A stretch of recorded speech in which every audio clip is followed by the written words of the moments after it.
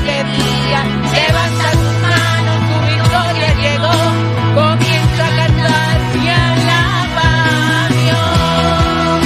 Alaba a Dios.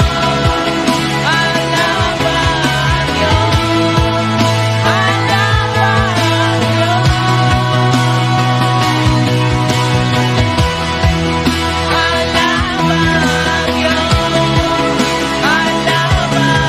Dios. Alaba a Dios.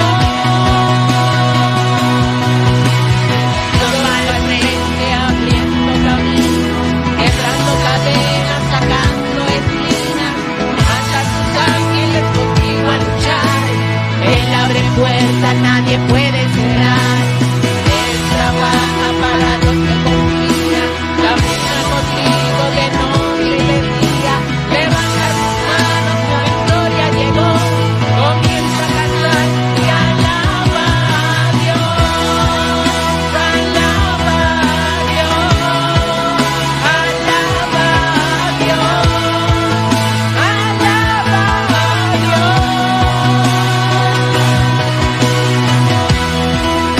Alaba a Dios. Alaba a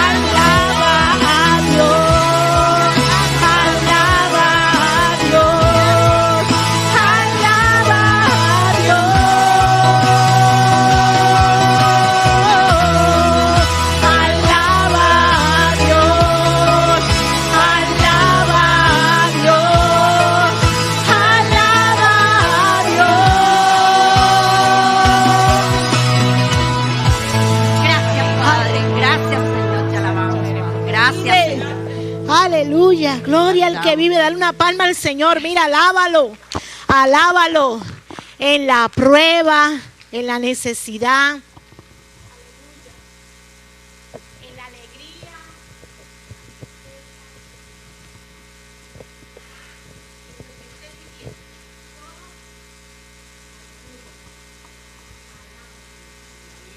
Alábalo, alábalo. Recuerda, hermanos, que los muros de Jericó se cayeron alabando al Señor.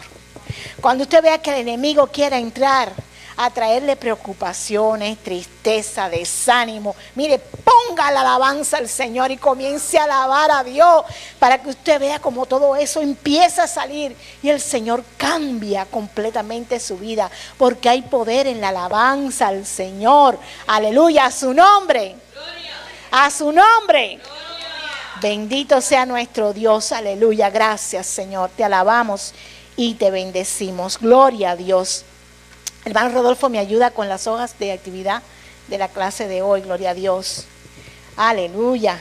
Qué lindo es Dios. ¿Cuántos dicen amén? Amén. Dios es precioso. Y si puede también, hermano Rodolfo, le da un micrófono a los hermanos, tengan cerca, porque necesitamos que cada vez que vayan a participar, por favor, hablen por el micrófono, porque los hermanos que están conectados no las van a escuchar y necesitamos que ellos puedan escuchar lo que ustedes están diciendo. Amén. Gloria a Dios. Aleluya. Gracias, hermano Rodolfo, por su servicio. Gloria. Amén. Y aquí tenemos, ¿verdad? La tercera clase. Gloria al Señor.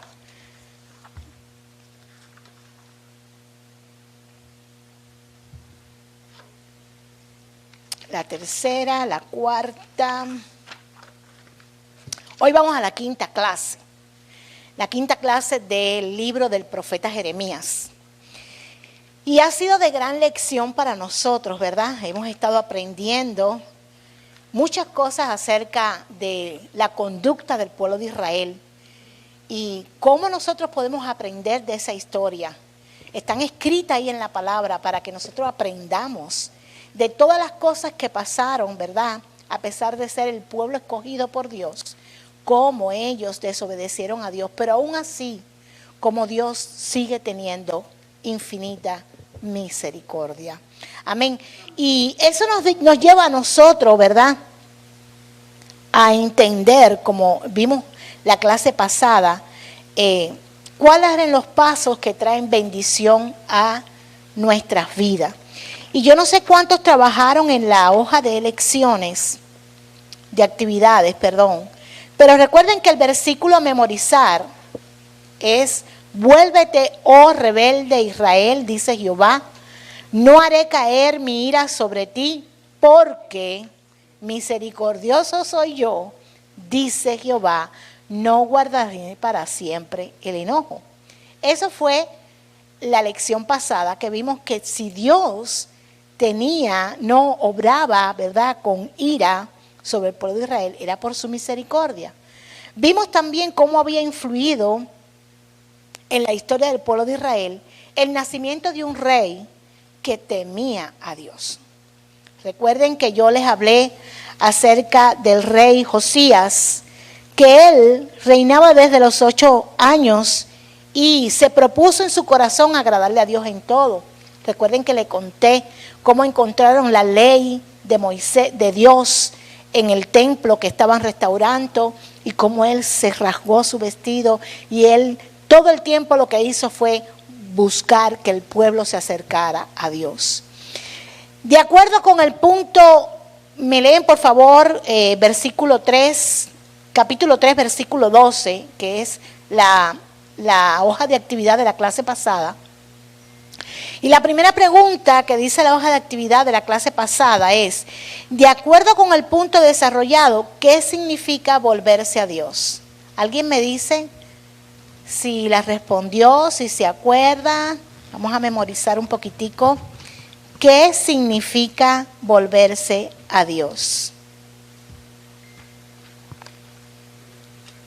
El micrófono.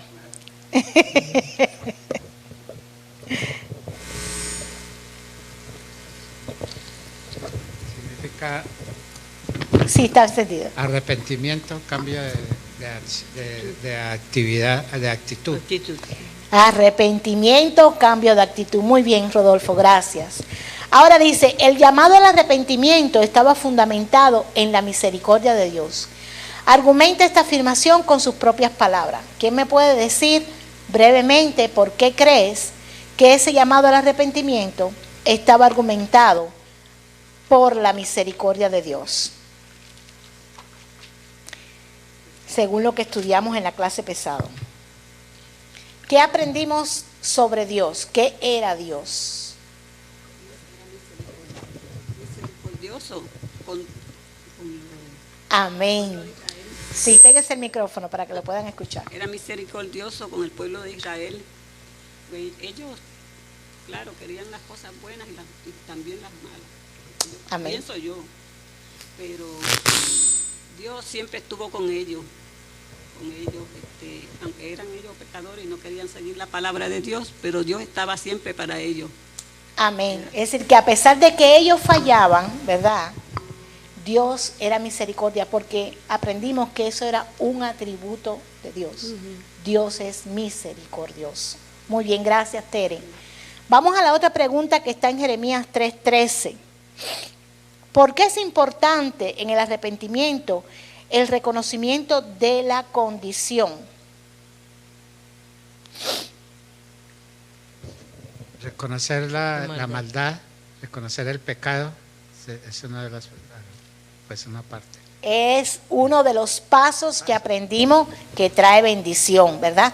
Aprendimos uno de esos pasos, primero fue arrepentimiento y después fue, ¿verdad?, reconocer nuestra condición, reconocer nuestra maldad.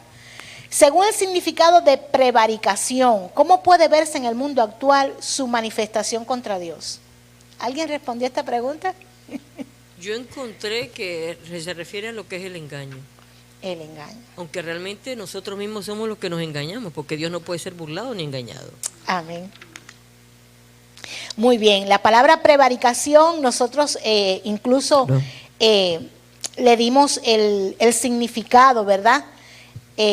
dijimos que era reconocer su maldad, pero también habíamos dicho que esa prevaricación es a sabiendo que están haciendo lo mal, a sabiendo que están obrando injustamente, ¿verdad?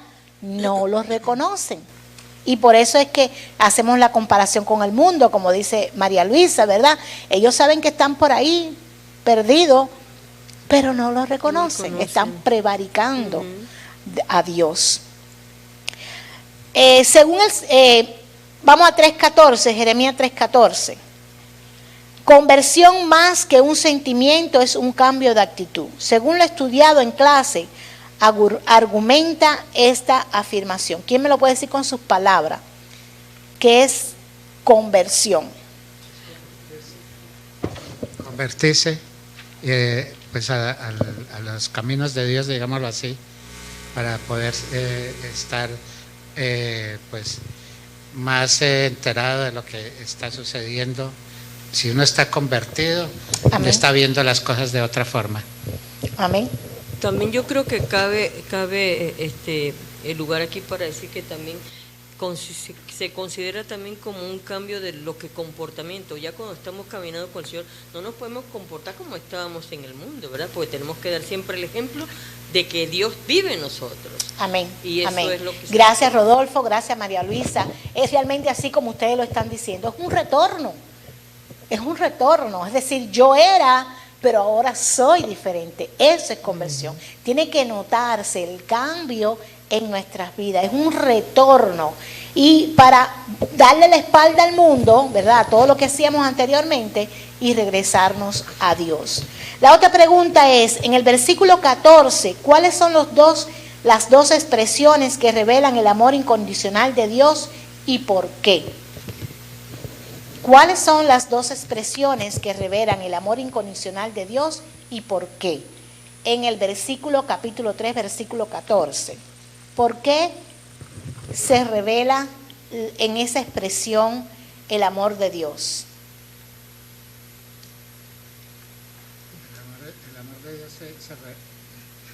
El amor de Dios se revela porque Él dice, convertidos hijos. Ese es el amor de Él, que nos va a perdonar todos los pecados. Amén. ¿A qué compara el pueblo de Israel en las relaciones normales entre humanas? ¿A qué Dios compara el pueblo de Israel?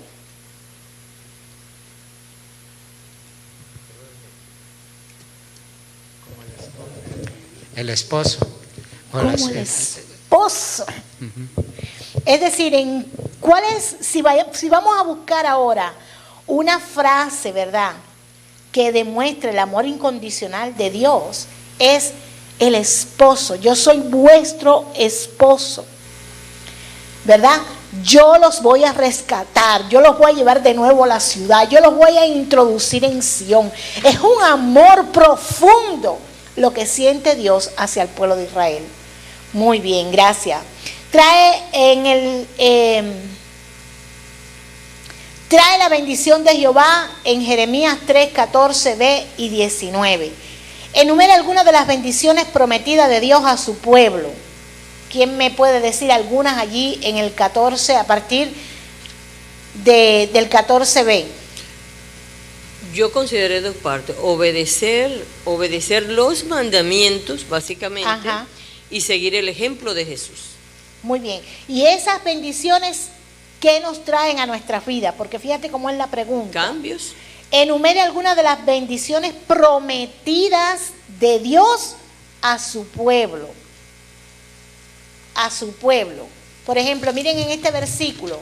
Dice, porque yo soy vuestro esposo. Y aquí viene la primera promesa.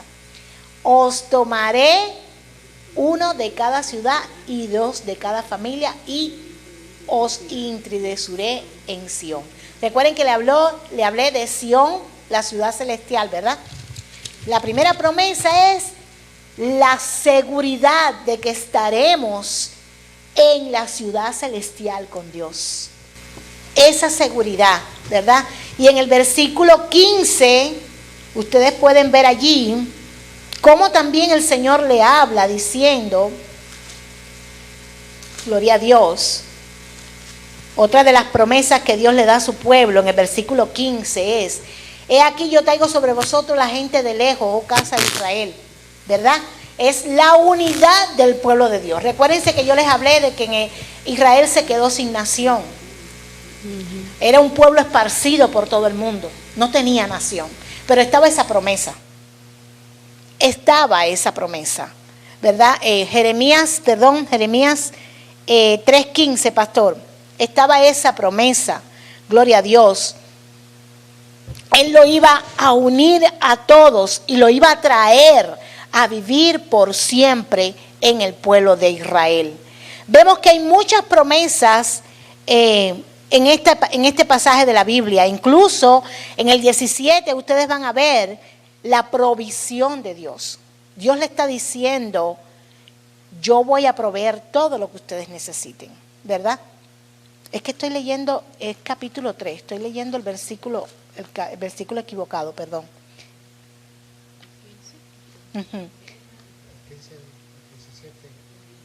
El 17. Ajá. Es la exaltación, ¿verdad?, de la ciudad de Jerusalén. La exaltación de los principios de Dios, ¿verdad? Dice que no vamos a andar tras la malvado corazón. Recuérdense que es ahí en Jeremías cuando Dios dice: yo quitaré el corazón de piedra y pondré un corazón de carne. Y enviaré pastores, recuerden que le hablé acerca de eso, pastores conforme al corazón de Dios. Entonces es lindo ver todas estas cosas, pero que realmente en este pasaje es que Jeremías no solo nos muestra la condición del pueblo de Dios, sino que es un llamado al arrepentimiento de su pueblo santo, donde nos muestra de manera implícita cuáles son los pasos que llevan verdaderamente el arrepentimiento y qué bendición traería al pueblo de Dios si se arrepintiere de todo corazón. Después que hemos hecho este breve resumen de la clase anterior, vamos a pasar a la clase de hoy. Y el versículo texto base de la clase está en el capítulo 14, al verso 20. Y me decía ahorita Mercedes y María Luisa: no, pastora, ahora toca el capítulo número 4, porque hay un pasaje rápido desde el capítulo 3 al versículo 14, porque el pueblo de Israel, a pesar, ¿verdad?, de que hubo ese rey que los llevó a que le adoraran a Dios, no cambió su actitud.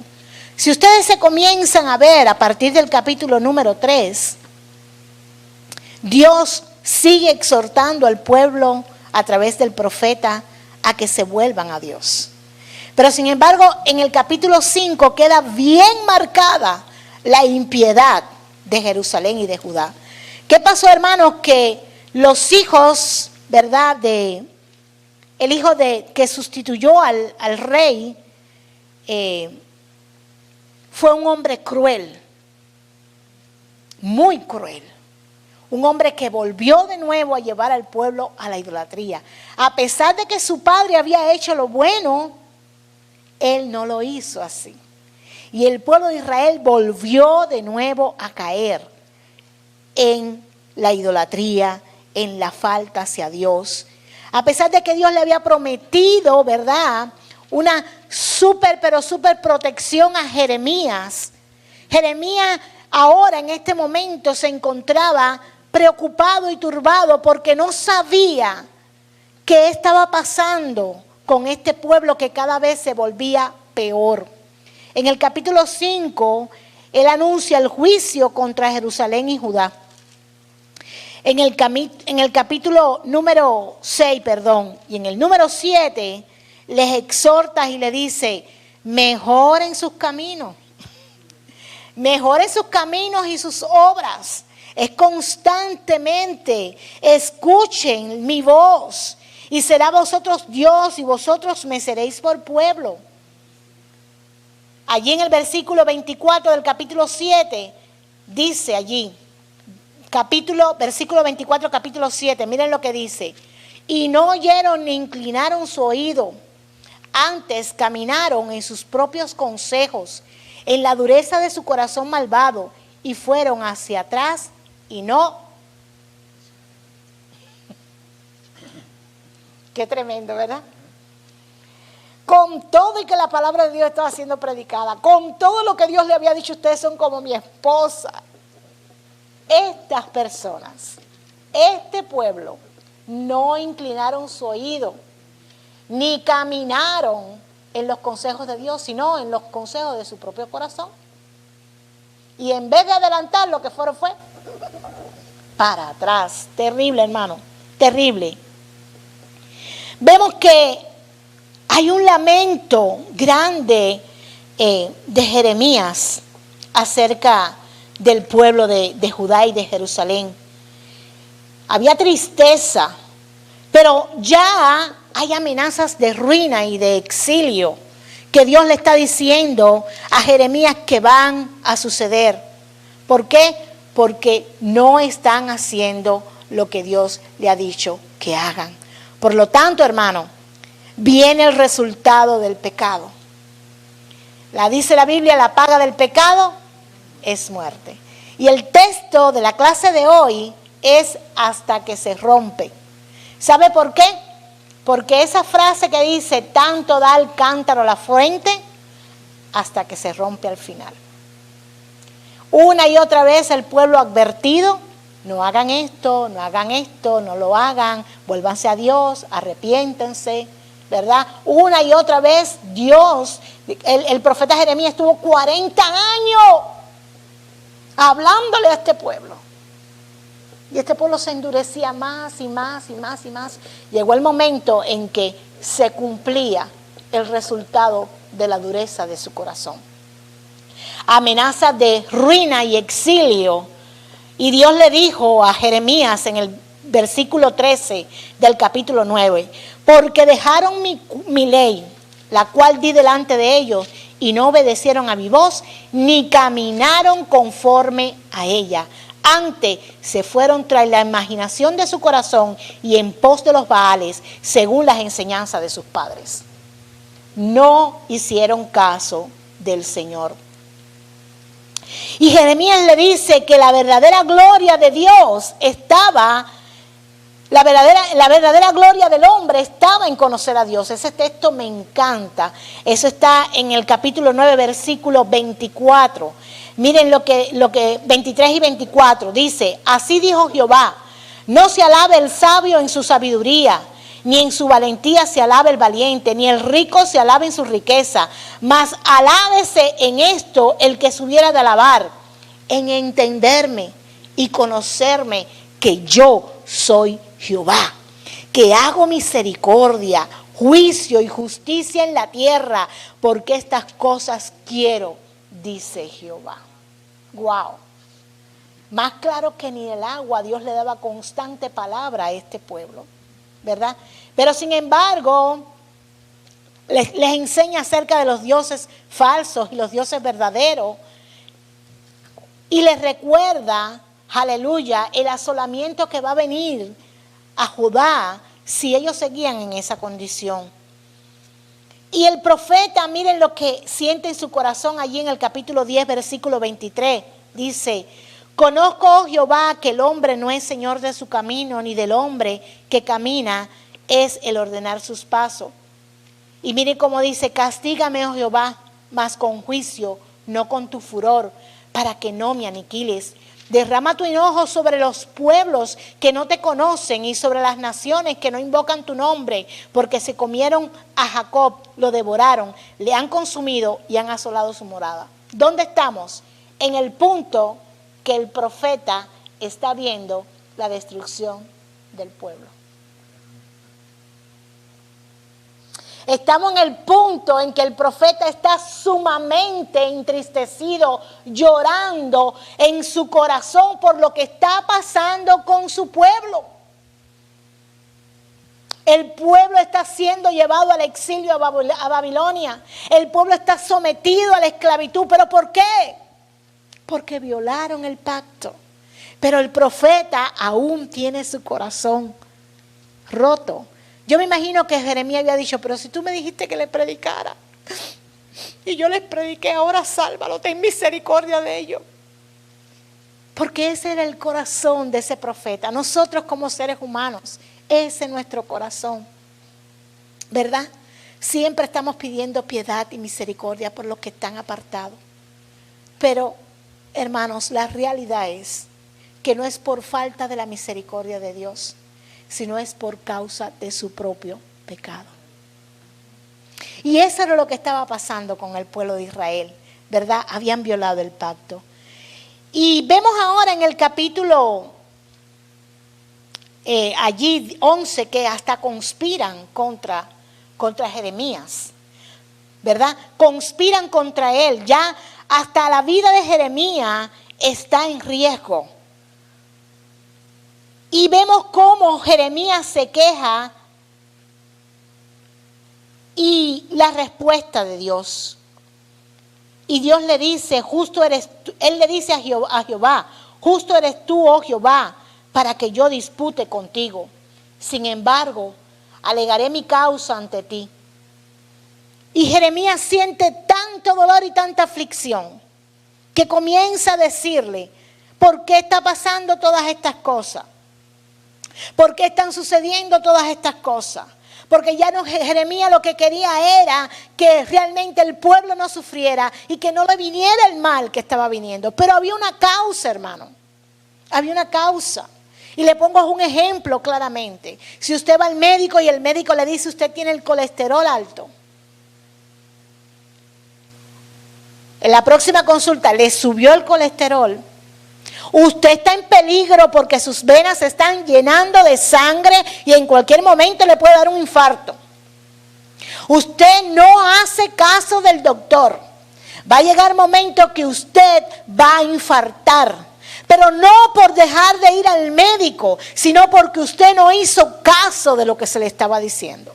Y eso es lo que pasa con el pueblo de Israel. El pueblo de Israel se somete tanto a su propio deseo, ¿verdad?, que se obstina en querer ser lo que ellos quieren y no lo que Dios le dice que deben ser. Y Dios le da algunas señales a Jeremías acerca de esta queja. Le da la señal, por ejemplo, del cinto podrido y le da unas instrucciones. Y le dice, porque como el cinto se junta a los lomos del hombre, así hice juntar a mí toda la casa de Israel y toda la casa de Judá, dice Jehová, para que me fuesen por pueblo y por fama, por alabanza, por honra, pero no escucharon. Dios le dice, toma un cinto, mételo en el agua y al cabo de los días ve, dice, mira, podrido. ¿Viste? Así es mi pueblo. Yo lo ceñí a mí. Los ceñí a mí para que yo estuviera siempre con ellos, para que me fuesen siempre por pueblo. Pero no me escucharon. Y al no escucharme, vino la consecuencia de su pecado. También le da la señal, otra señal de las tinajas llenas. Pero ahora ya Judá es llevado al cautiverio.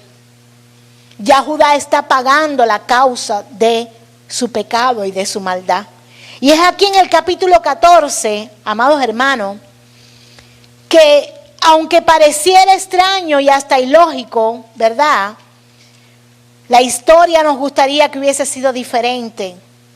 Me hubiese gustado que nosotros viéramos que el pueblo de Israel cambió de actitud, que se volvió a Dios, que se arrepintió, que Dios lo libró, ¿verdad? Y no fueron al exilio a Babilonia, que no se quemó Jerusalén. Hubiéramos querido escuchar eso en la Biblia, pero no fue así.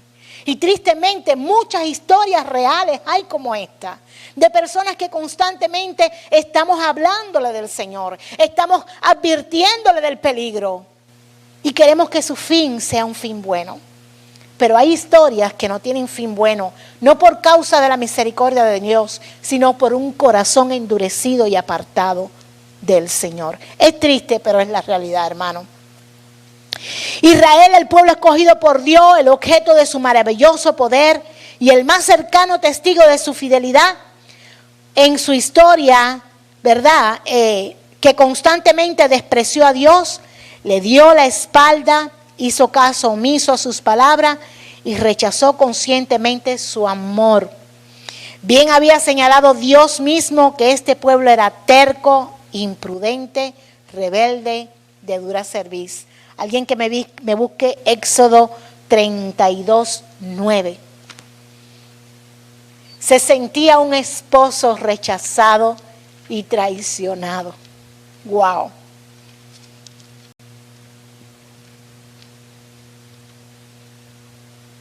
¿Qué dice este versículo? Está ahí en la pizarra. Si alguien lo tiene, lo puede leer. El micrófono, recuerden, para que se escuche.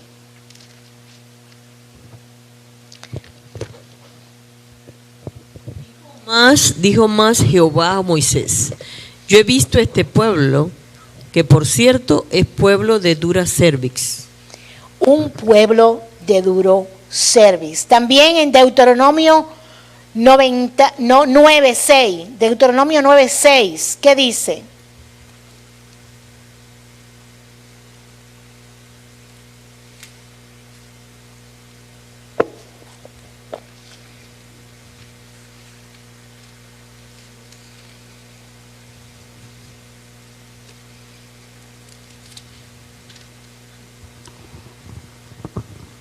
Por tanto, sabe que no es por tu justicia que Jehová tu Dios te da esta buena tierra para tomarla, porque pueblo duro de cerviz eres tú.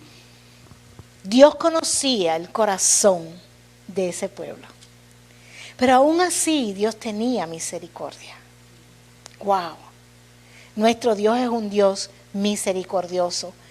Mira, aquí se menciona, podemos dar una ojeada histórica que nos permitirá ver que después de Josías, del rey que yo les estaba hablando, vinieron reyes que hicieron lo malo delante de Dios.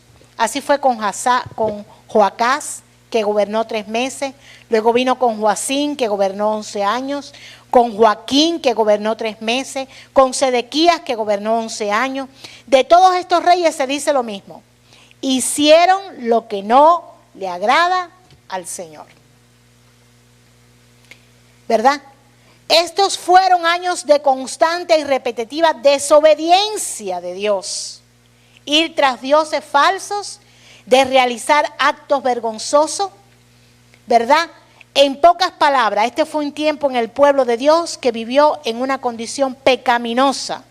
Y el pecado tiene consecuencias. El pecado tiene consecuencias, ¿verdad? Vamos a ver primeramente, vamos a enfocarnos en 14 del 1 al 6 y vamos a ver las consecuencias físicas de lo que estaba pasando. Vamos a ver 14 del 1 al 6. Palabra de Jehová que vino a Jeremías con motivo de la sequía. Se enlutó Judá y sus puertas se despoblaron, se sentaron tristes en tierra y subió el clamor de Jerusalén.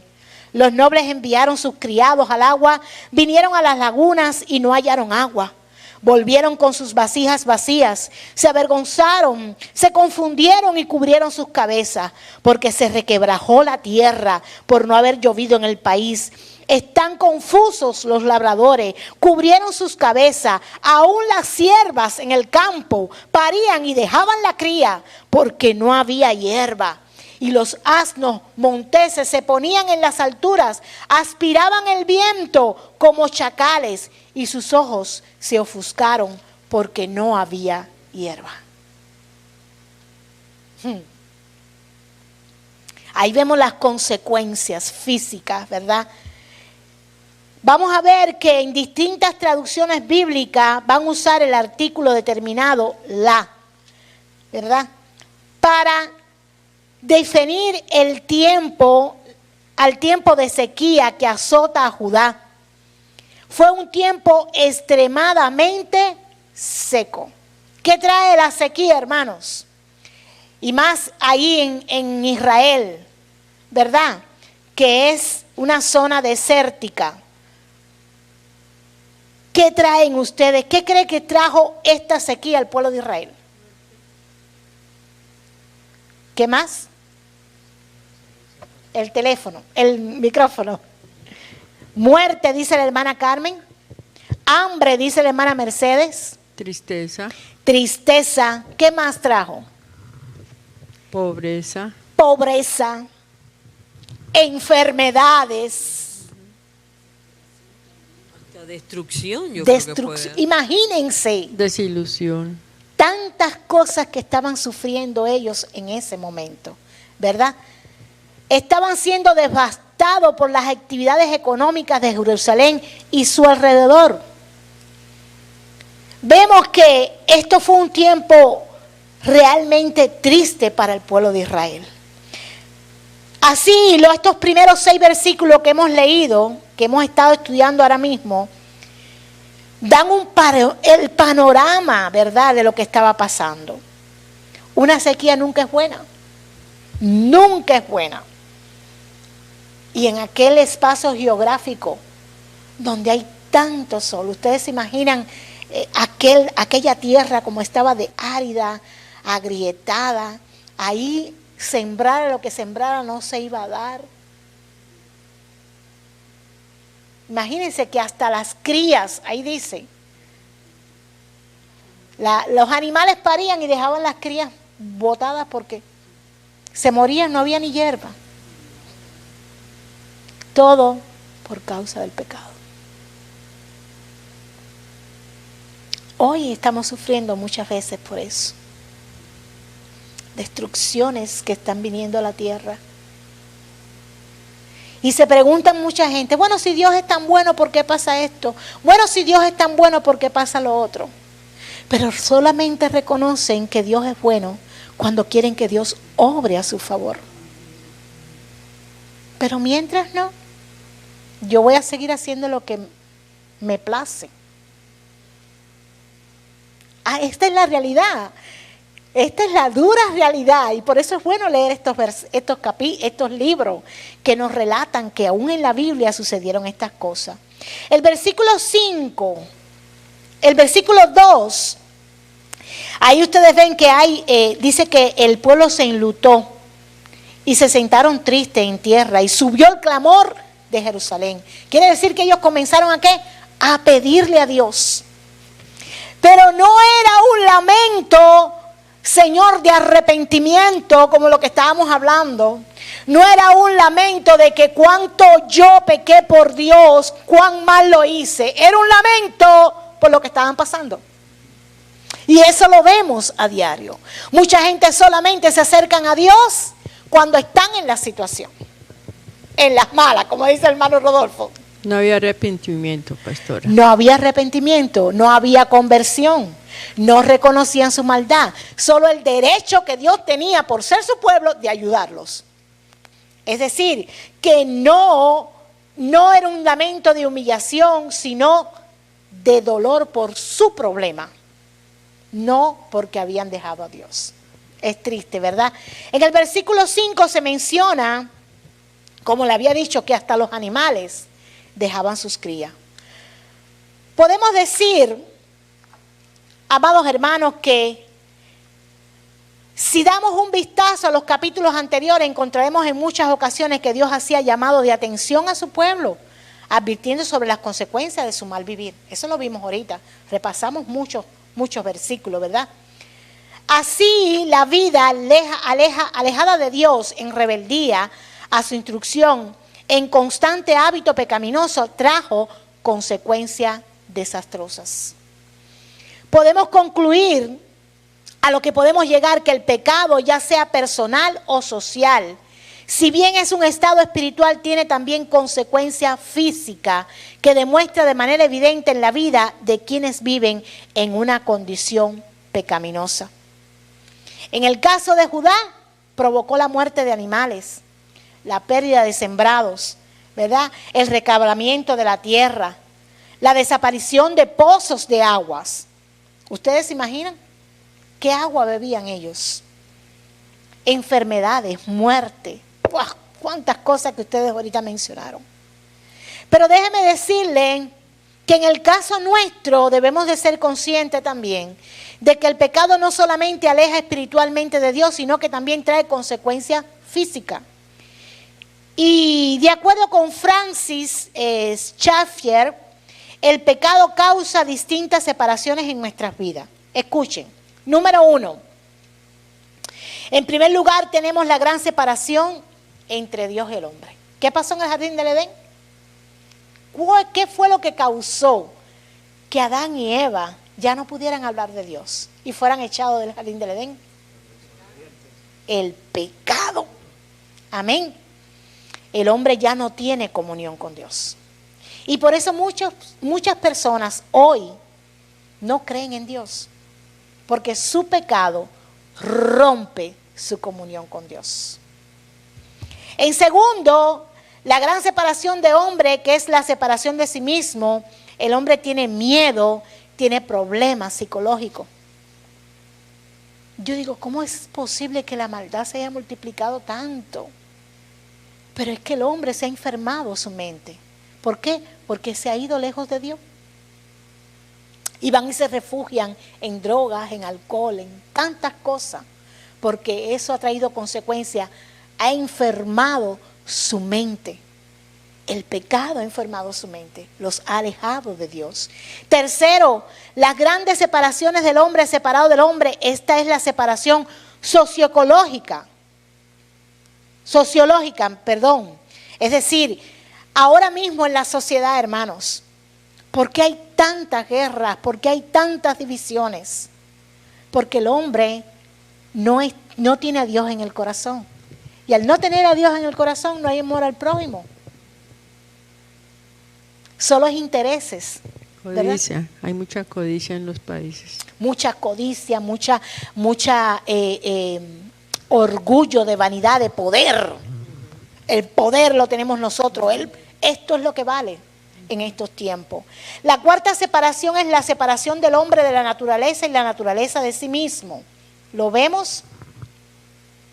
Dice la Biblia que aún la creación gime para que el Señor venga. Y ustedes ven ahora mismo los temblores que están pasando. Terremotos. Desastres naturales por donde quiera. Hemos devastado lo bello que Dios creó para nosotros. Lo destruimos porque se separaron de Dios. El pecado es entonces una cosa en extremo dañina. Dañina. Nosotros hoy podemos sufrir la ruptura de nuestra relación con Dios, que da sentido a nuestro existir y nos permite estar en paz con nosotros y con nuestros semejantes. ¿Qué dice Romanos 6:23?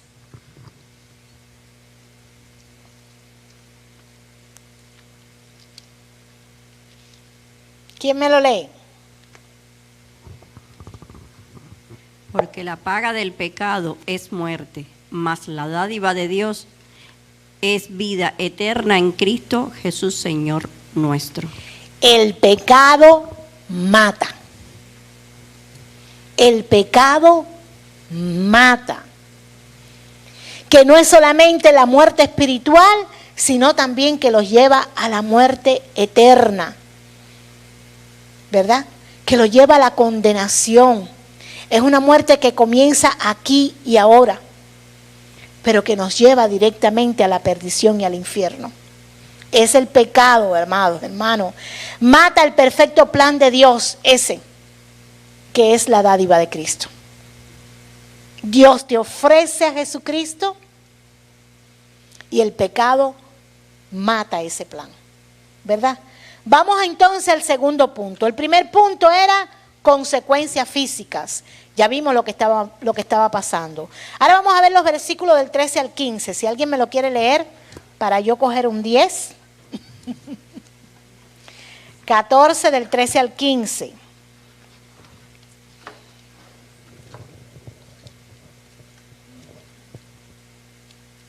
Y yo dije, Señor Jehová, he aquí que los profetas le dicen, no veréis espada ni habrá hambre entre vosotros, sino que en este lugar os daré paz verdadera. Me dijo entonces Jehová, falsamente profetizan los profetas en mi nombre. No los envié, ni los mandé, ni les hablé visión mentirosa, adivinación, vanidad y engaño de su corazón os profetizan. Por tanto, así ha dicho Jehová sobre los profetas que profetizan en mi nombre, los cuales yo no envié, y que dicen, ni espada ni hambre habrá en esta tierra, con espada y con hambre serán consumidos esos profetas. Amén. Clarita la palabra. Dios había enviado ¿a quién? A Jeremías.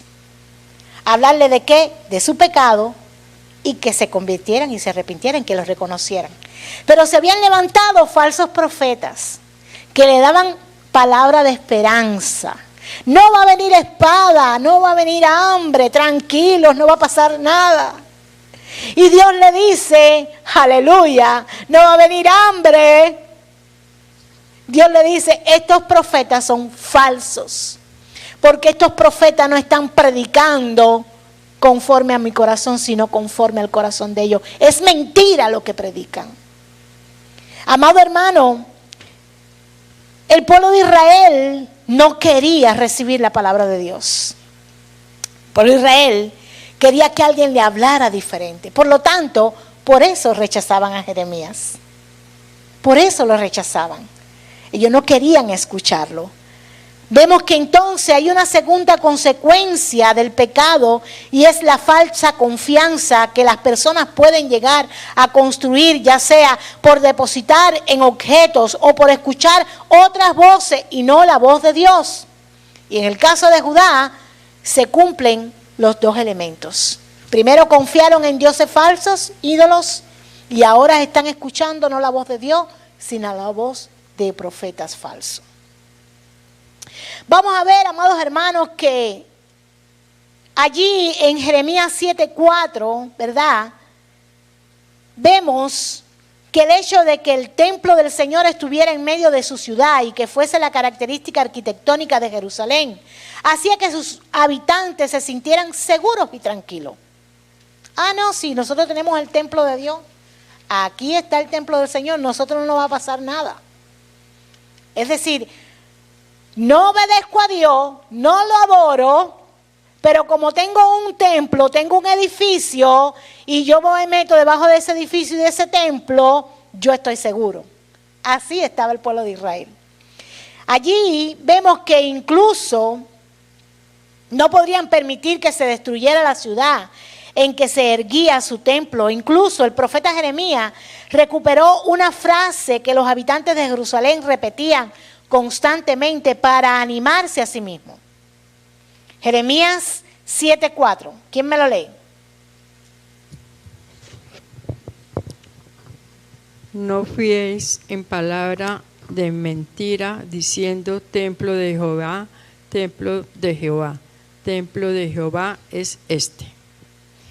Ya Jeremías estaba profetizando la profecía que luego en el Nuevo Testamento el Señor Jesús le dice a aquella mujer adúltera: mira, ahora vienen los verdaderos adoradores que adoran en espíritu y en verdad.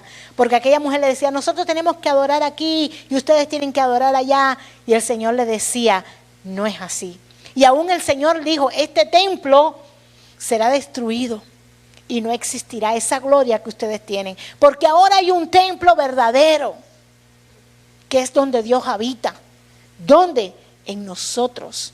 Ahí Dios habita. Y eso es lo que ellos no querían, que Dios habitara en sus corazones. Querían una casa física, pero no querían que Dios gobernara en sus corazones. Y es por eso que Jeremías le dice: no digan esta frase, no la repitan, ¿verdad?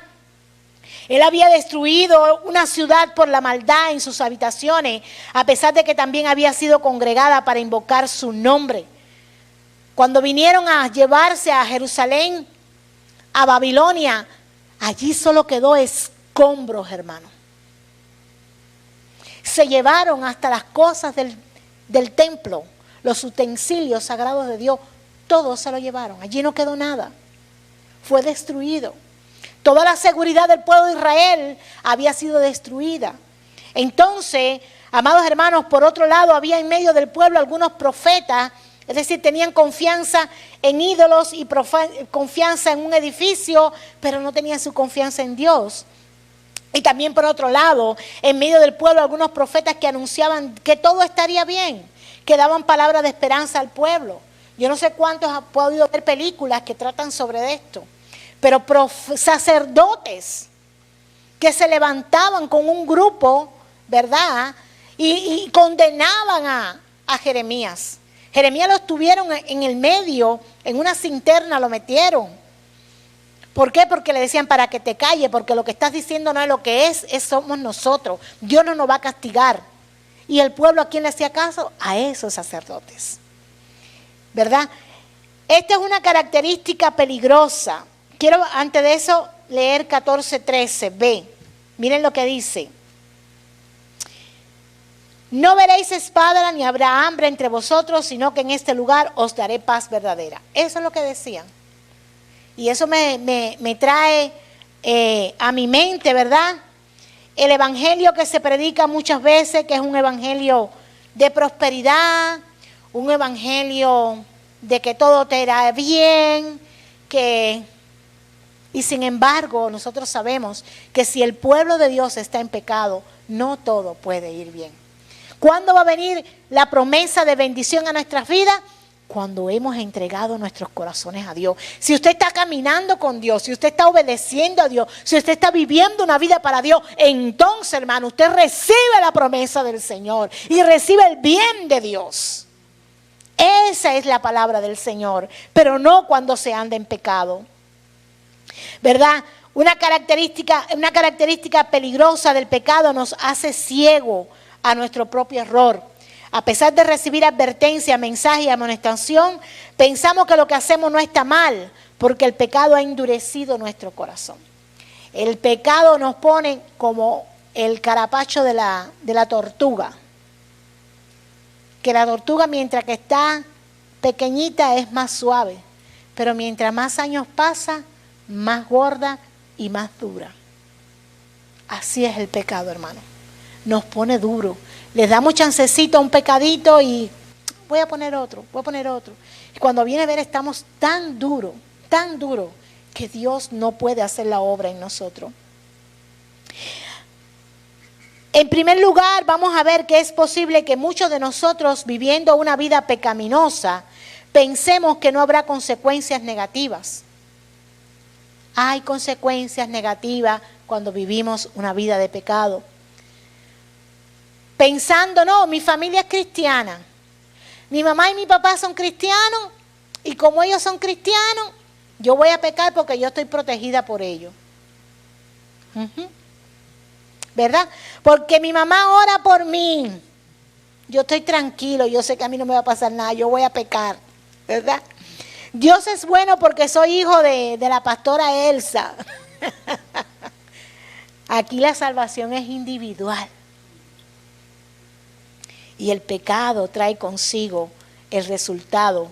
El pecado constante y repetitivo trae consecuencias sin importar quiénes somos o qué cargo tenemos. No, a mí el pecado, yo sí, no importa lo que yo haga porque yo soy pastora y ya yo soy salva ya. Cuidado, cuidemos de nuestra salvación con temor y temblor y andemos bien delante del Señor.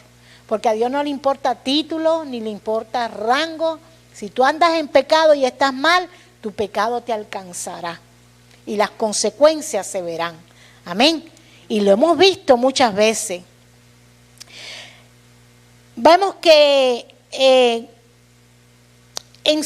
el tercer lugar, el segundo lugar ya era, ¿verdad?, que no proclaman el mensaje bíblico, sino motivaciones psicológicas. Ese es el estilo de predicación que se hacía en aquel tiempo. Estaban trabajando la psicología del pueblo de Israel y no le traían la verdad de Dios.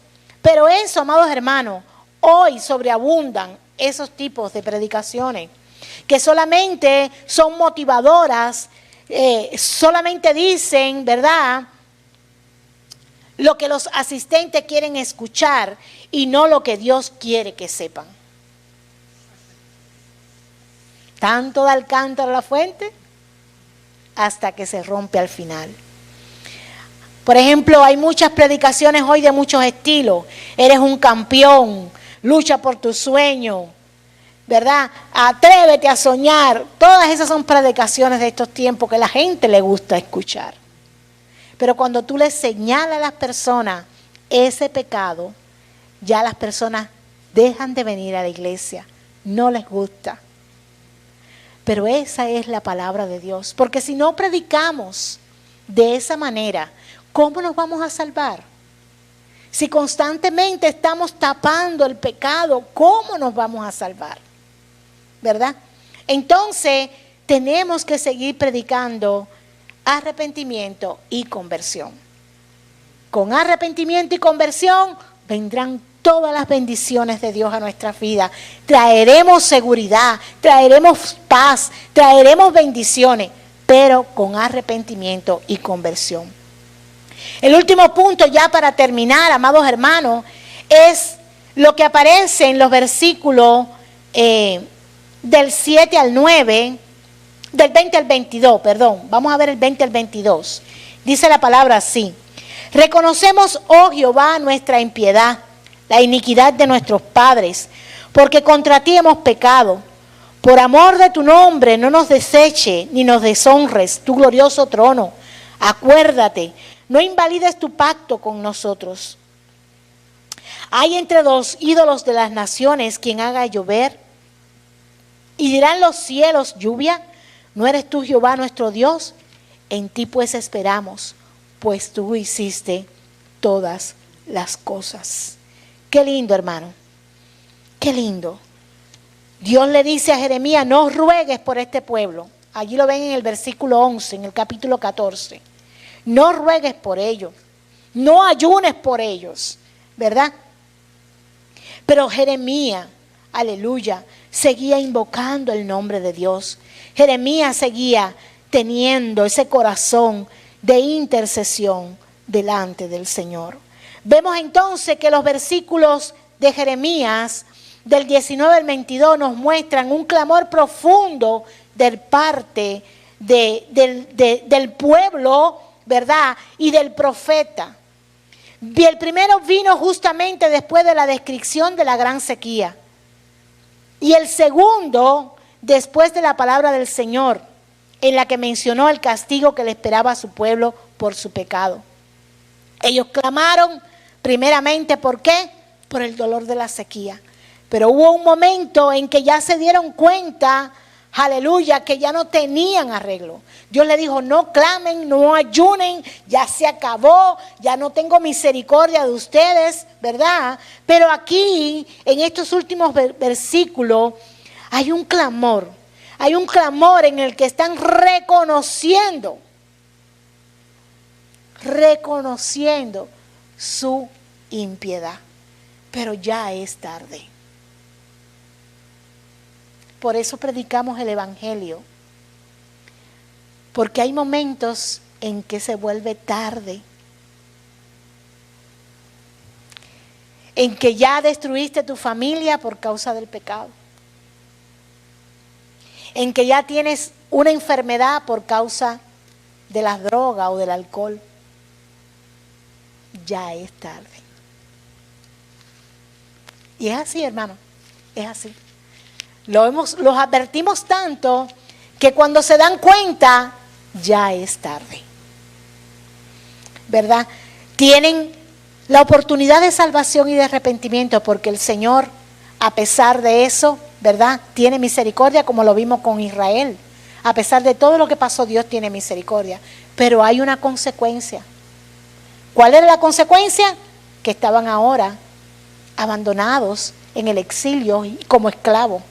Había una consecuencia. A pesar de que ellos reconocían, ya el pecado estaba recogiendo su precio. La paga del pecado es muerte. Él estaba recogiendo su precio. Un clamor profundo porque se habían dado cuenta que su pecado lo había llevado hasta ahí. Encontramos en ambas fracciones algunas frases que abogan por la misericordia de Dios. Yo hemos visto, recuerdo que hace poco acá vimos una vida. Muchos hermanos se acuerdan de ese evento que fuimos al Chidilán. Y era tanto lo que el pecado había arrastrado a ese hombre, ¿verdad? Lo vimos en esa condición completamente ebrio. Ya es un hombre dependiente completamente del alcohol. Y su único llanto era que él sabía que Dios ya no le iba a dar oportunidad, porque había matado hasta su propia familia. Pero aún así el enemigo ya lo tiene tan cegado y su corazón está tan endurecido que oramos por él. Aceptó al Señor como su Salvador personal. Nosotros decíamos, ahora sí. Y se volvió de nuevo a su pecado. Y nos duele. Si nos duele a nosotros, ¿cuánto más nos le dará el Señor? Aleluya. Abogan por la misericordia de Dios, no por ellos mismos, sino por amor de su propio nombre. Y eso está en el versículo 7. Eso me encantó, ese versículo, 14:7. Me encantó ese versículo. Sería esperanzador que el pasaje terminara con la restauración de Dios, el perdón de los pecados del pueblo. Incluso sería lindo que apareciera la lluvia, pero no fue así. Miren qué lindo el versículo 7. Lo podemos leer 1, 2 y 3. Aunque nuestras inequidades testifican contra nosotros, oh Jehová, actúa por amor de tu nombre. Porque nuestras rebeliones se han multiplicado contra ti, hemos pecado. Wow. Ahora es por tu misericordia. Ahora no es porque nosotros nos merecemos. Esa actitud, amados hermanos, mueve el corazón de Dios. Pero ya estaban recibiendo la paga de su pecado. En el versículo 1 del 15 dice: me dijo Jehová, si Moisés y Samuel se pusieran delante de mí, no estaría mi voluntad con este pueblo. Échalos de mi presencia y salgan. Wow. Y preguntáramos entonces, ¿qué significa esto? ¿Nuestro Dios es un Dios malo?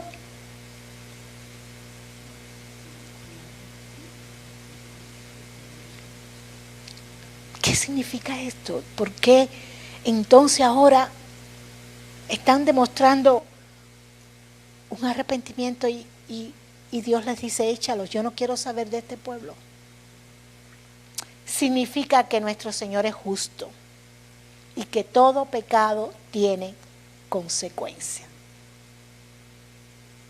Aún la ley, ¿cuántos consideran que la ley en cierta manera es justa? Y tú robaste, ¿verdad? Y quizás a lo mejor la sentencia te baja, pero vas a tener que salir aunque sea con un ticket. Y si hiciste un crimen, por mucho que tú te arrepientas y mucho lloras, yo me arrepiento de haber hecho eso, tiene tantos años de preso. Hay una consecuencia. Nuestro Dios es un Dios justo, más justo que cualquier abogado. Por lo tanto, el pecado tiene consecuencias. Un verdadero arrepentimiento y un cambio de vida y mentalidad. Una demostración real de transformación y de querer vivir en santidad. Eso es lo que Dios quiere de nosotros. ¿Verdad? Hundidos por el pecado, hay mucha gente al borde del abismo que no se acuerdan de la misericordia de Dios nada más que cuando ellos tienen una situación. Mientras no ven el amor de Cristo que sufrió por ellos en la cruz del Calvario. ¿Verdad? Vemos entonces, amados hermanos, que un verdadero arrepentimiento es un cambio genuino de vida. Dios no nos perdonará ni tendrá compasión de nosotros. El clamor y el llanto deben ir acompañados del esfuerzo por cambiar y por la búsqueda de la vida santa mediante de Jesucristo.